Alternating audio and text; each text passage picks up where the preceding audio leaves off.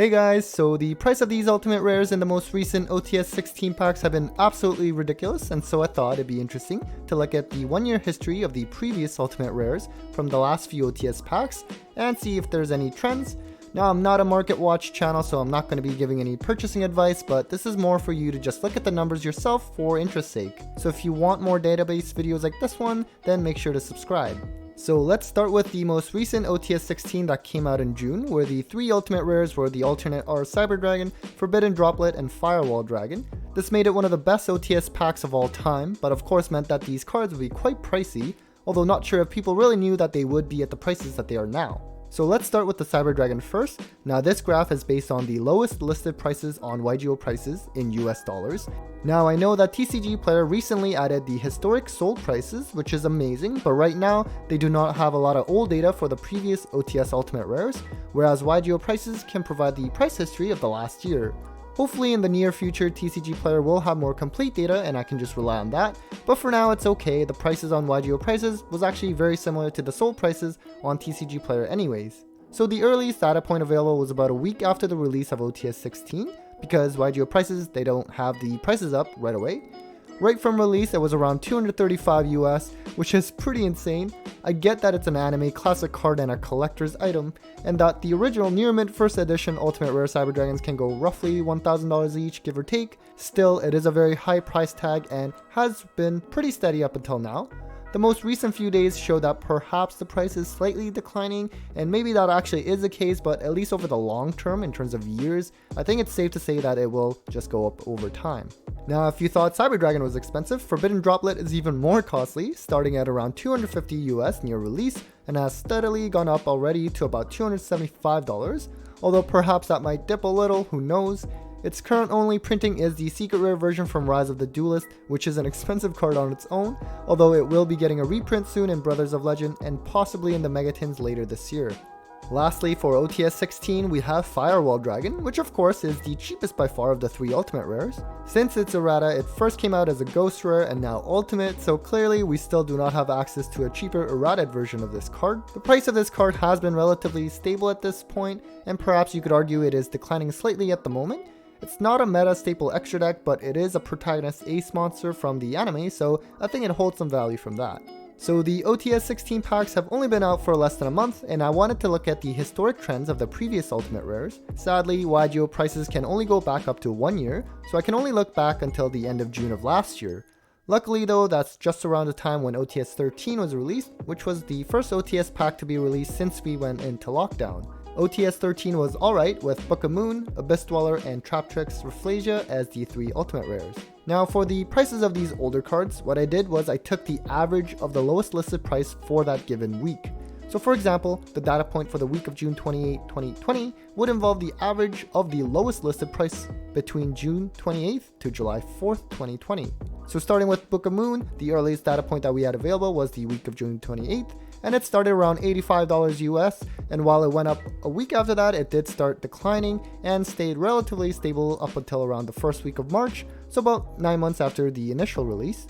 Book of Moon was not too much of a meta-relevant card during this time, although it did still see some small play among popping lists at big events. It does have collector's value still, and you do see that the price of this card started rising from about mid-March and is now at least a bit higher in price compared to near the release date.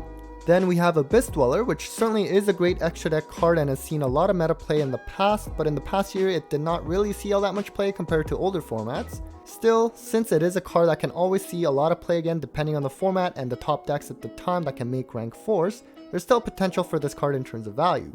With the earliest data point available for this card being the week of July 5th, it was around $83 US and fell in price over the course of next 7 months or so, but has steadily risen, although still cheaper than what it was near the time of release. Now, Traptrix is of course not a meta deck and is more of a rogue option, and Rafflesia also would not be considered as a collector's item in line with something like Cyber Dragon, so I don't think people expected this card to be too expensive, and it was around $53 US near the time of release and declined for the next 7 months or so, although has steadily climbed back up to just over its price near the time of its release. Next, we have OTS14 that came out on October 8th, 2020, with a couple of really good ultis like Nibiru and Super Poly, as well as another collector's item type of card in Toon Kingdom.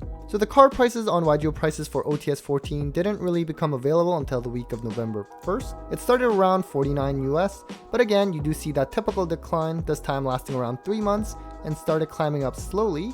And as of the most recent data available, the week of June 27th, which is why you see the data squished a little at the end there, it is now slightly above the price compared to near its release date, and possibly go up over time from here, considering that Toon is a fan favorite archetype and has some collector's value.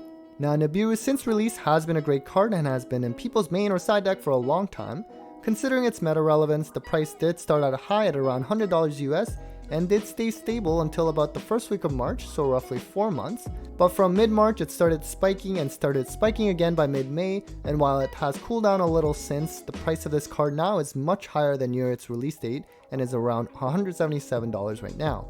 Given its competitive viability and the fact that it is a 3-of when played, the price of this card will probably continue to go up over the years. As for Super Poly, this actually started out at a moderate price at around $67 US and stayed stable until end of February, so about 3 months.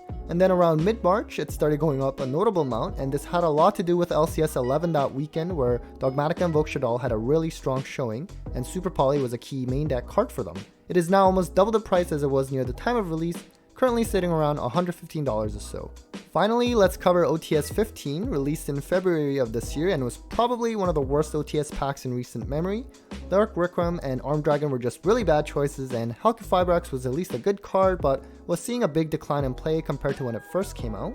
So a card like Dark Requiem, which was not part of a tier 1 strategy nor does it have collector's value, probably was not bound to do well.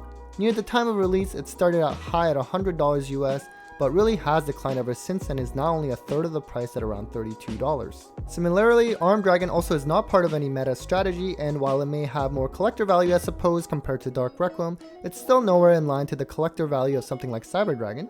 This card essentially has seen the same fate so far as Dark Requiem, starting out high at around $100 US and falling since to about $35. At the same time, keep in mind that we are only looking at a year's worth of data because that's all we have available, so over years down the road, who knows what the prices of even the quote-unquote bad ultis will be.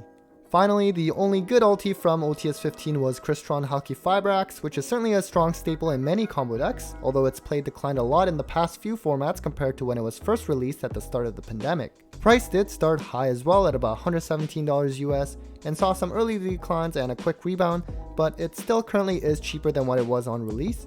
But based on the last few weeks worth of data, perhaps the price of this card is on the increase.